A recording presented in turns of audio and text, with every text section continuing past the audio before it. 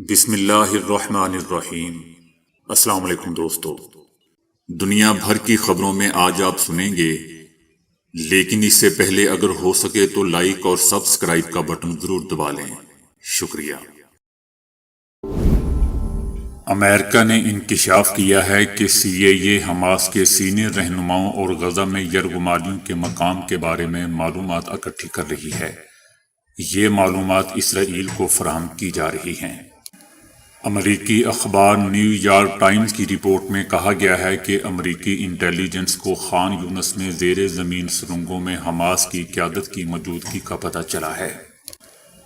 7 اکتوبر کو حماس کی قیادت میں اسرائیل پر کیے گئے اچانک حملوں کے بعد کے ایک نئے ٹاسک فورس تشکیل دی گئی ہے۔ اس ٹاسک فورس کے ذمہ غزہ میں حماس کے ٹھکانے کے بارے میں معلومات حاصل کرنا تھا۔ یہ واضح نہیں ہے کہ یہ معلومات اسرائیل کے لیے کتنی اہم ہیں، حالانکہ حماس کے کسی سینئر رہنما کو گرفتار یا شہید نہیں کیا گیا۔ امریکہ اسرائیل کو حماس کے کم یا درمیانے درجے کے کارکنوں کے بارے میں انٹیلیجنس معلومات فراہم نہیں کرتا۔ کچھ امریکی حکام کا خیال ہے کہ حماس کے نچلے درجے کے ارکان کو نشانہ بنانا گمراہ کن ہے، کیونکہ انہیں آسانی سے تبدیل کیا جا سکتا ہے اور اس سے شہریوں کو غیر مناسب خطرات بھی لاحق ہوتے ہیں۔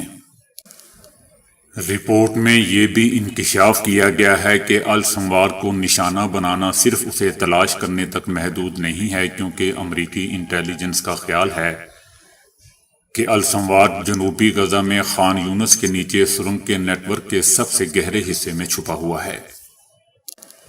امریکہ کا کہنا ہے کہ وہ یرغمالیوں میں گھرا ہوا ہے اور انہیں انسانی ڈھال کے طور پر استعمال کر رہا ہے، اس لیے اسے زندہ پکڑنا یا مارنا ایک پیچیدہ اور مشکل آپریشن ہوگا۔ امریکہ کا یہ بھی کہنا ہے کہ امریکہ نے 2 جنوری کو بیروت کے نواحی علاقے پر اسرائیل کی جانب سے کیے جانے والے حملے کے بارے میں کوئی انٹیلیجنس معلومات فراہم نہیں کی، جس کے نتیجے میں حماس کے نائب رہنما صالح العروری کو شہید کر دیا گیا تھا۔ جنوبی افریقہ کے کرکٹ بورڈ نے اسرائیل کی حمایت پر ورلڈ کی تیاریوں میں مصروف انڈر-19 ٹیم کے کپتان ڈیوڈ ٹیگر کو کپتانی سے ہی ہٹا دیا۔ کرکٹ ساؤتھ افریقہ کا کہنا ہے کہ میچز کے دوران فلسطین اسرائیل تنازع پر احتجاج کا امکان ہے، جس کی وجہ سے ٹیگر کو ان کی ذمہ داریوں سے سبکدوش کر دیا گیا ہے۔ دوستو، یاد رہے کہ ڈیوڈ ٹیگر نے اکتوبر میں اپنا ایک ایوارڈ اسرائیلی فوجیوں کے نام کر دیا تھا۔ اسرائیلی میڈیا کا کہنا ہے کہ اسرائیل اور حماس میں معاہدہ قطر کی سفارتی کوششوں کے نتیجے میں طے پایا ہے، جس کے تحت حماس یرغمال اسرائیلی فوجیوں اور شہریوں کو علاج کی سہولت دے گا۔ اسرائیلی میڈیا کے مطابق معاہدے کے تحت اسرائیل غزہ کے لیے امداد میں ادویات اور دیگر اشیاء کی مقدار بڑھا دے گا۔ دوسری جانب غزہ وزارت صحت کے مطابق دوستو، اسرائیلی حملوں میں 23,708 فلسطینی شہید ہو چکے ہیں اور 60,000 سے زائد زخمی ہیں۔ عالمی عدالت انصاف میں اسرائیل کے حتمی دفاع کے بعد جنوبی افریقہ کے وزیر انصاف نے کہا ہے کہ اسرائیلی حکومت کو شرمناک شکست کا سامنا کرنا پڑا ہے۔ اسرائیل غزہ میں نسل کشی کے بارے میں جنوبی افریقہ کی طرف سے لائی گئی شکایت کو مسترد کرنے میں شرمناک طور پر ناکام رہا ہے۔ جنوبی افریقہ کا کہنا ہے کہ ہمیں یقین ہے کہ ہم نے ایک قائل کرنے والی شکایت پیش کی ہے، جس کی تفصیل ہمارے وکلا نے دی ہے، اور یہ کہ اسرائیل آج بری طرح ناکام ہوا ہے۔ دلائل کے دوران جنوبی افریقہ کے نمائندے کا کہنا تھا کہ نسل کشی کا کبھی پہلے سے اعلان نہیں کیا جاتا۔ ان کا کہنا تھا کہ اب 13 ہفتوں کے شواہد عالمی عدالت انصاف کے پاس موجود ہے، جس سے ظاہر ہوتا ہے کہ اسرائیلی حکومت نے نسل کشی کی ہے۔ دوستو، یاد رہے کہ پاکستان، ترکی، ملائیشیا، وینزویلا، برازیل اور اسلامی جمہوریہ ایران سمیت متعدد ممالک نے صہیونی حکومت کے خلاف جنوبی افریقہ کی شکایت کی حمایت کی ہے۔ عالمی عدالت انصاف میں سماعت کے دوران دوستو اسرائیل کی جانب سے وکلا نے مضحکہ خیز منطق استعمال کرتے ہوئے دلائل میں غزہ میں فلسطینیوں کی اموات کا ذمہ دار حماس کو قرار دیا۔ ان کا کہنا تھا کہ اسرائیل نے اپنا حق دفاع استعمال کیا، حماس ہسپتالوں اور دیگر شہری مقامات کو استعمال کر رہا ہے۔ اسرائیلی وکلا کا کہنا تھا کہ فلسطینیوں کے خلاف کارروائیاں عالمی قوانین کے مطابق ہیں، نسل کشی نہیں کی جا رہی۔ ان کا کہنا تھا کہ جنوبی افریقہ مکمل کہانی نہیں سنا رہا، اسرائیل حماس کے ساتھ کوئی سمجھوتا نہیں کرے گا۔ اسرائیل نے جنوبی افریقہ کی درخواست رد کرنے کے مطالبے کے ساتھ عالمی عدالت انصاف کے دائرہ اختیارات پر بھی سوالات اٹھا دیے۔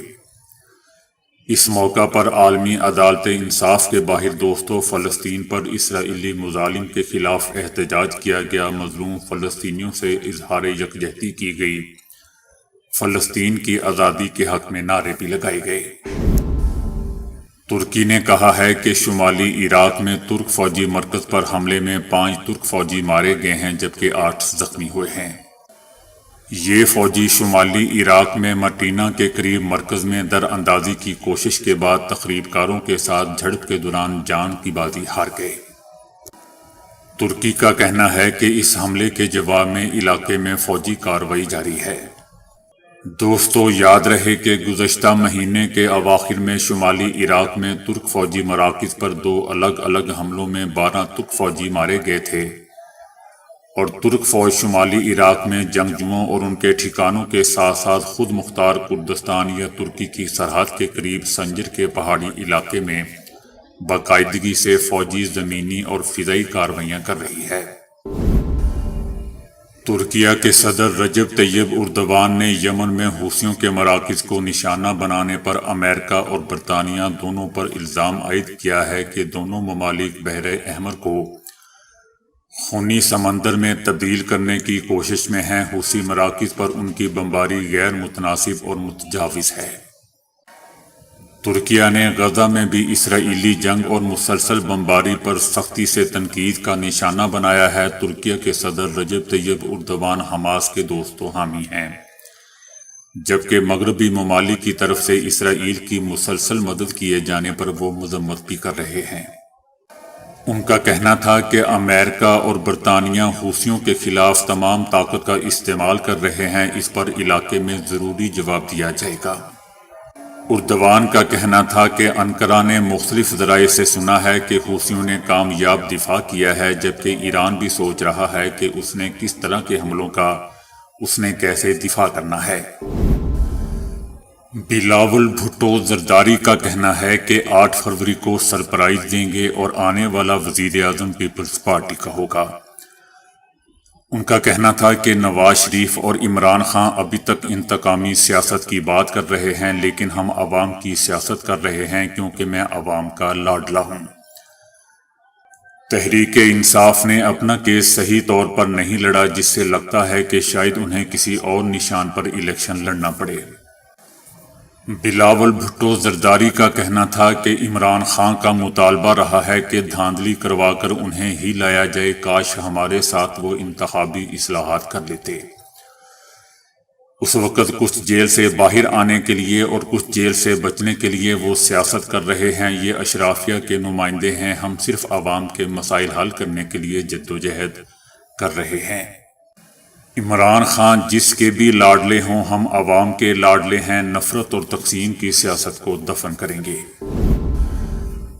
رانا ثناء اللہ کا کہنا ہے کہ 16 ماہ کی حکومت میں سب سے بہتر تعاون چودھری شجاعت اور چودھری سالک نے کیا، ہم ہر حال میں کاف لیگ کے ساتھ تعاون کرنا چاہتے ہیں۔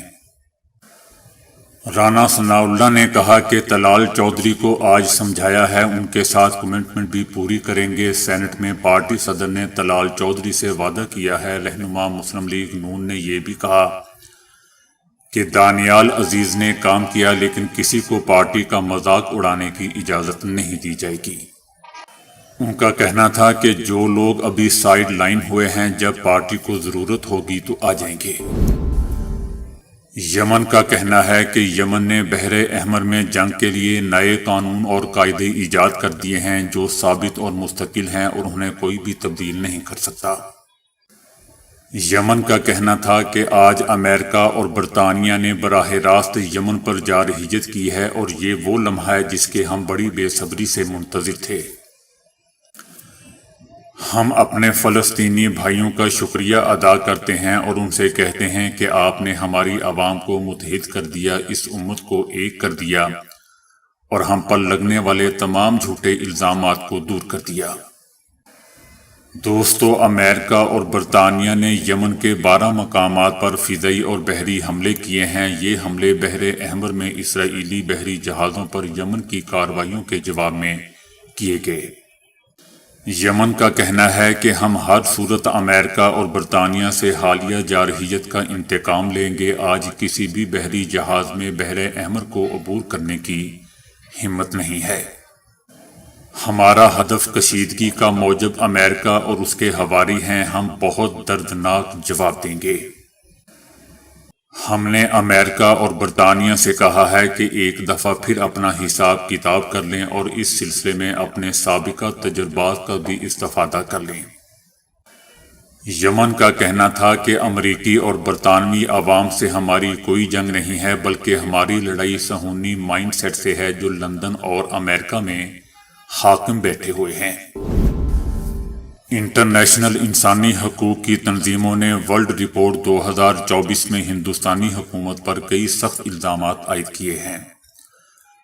رپورٹ میں حکومت پر مذہبی اقلیتوں کو نظر انداز کرنے کا الزام لگایا گیا ہے۔ دوستو، دنیا کی تقریباً 100 ممالک میں انسانی حقوق کی تنظیموں کے حوالے سے اپنی سالانہ رپورٹ شائع ہوتی ہے جس میں وہ انسانی حقوق اور اس سے متعلق تمام پہلوؤں پر اپنی رپورٹ پیش کرتی ہے۔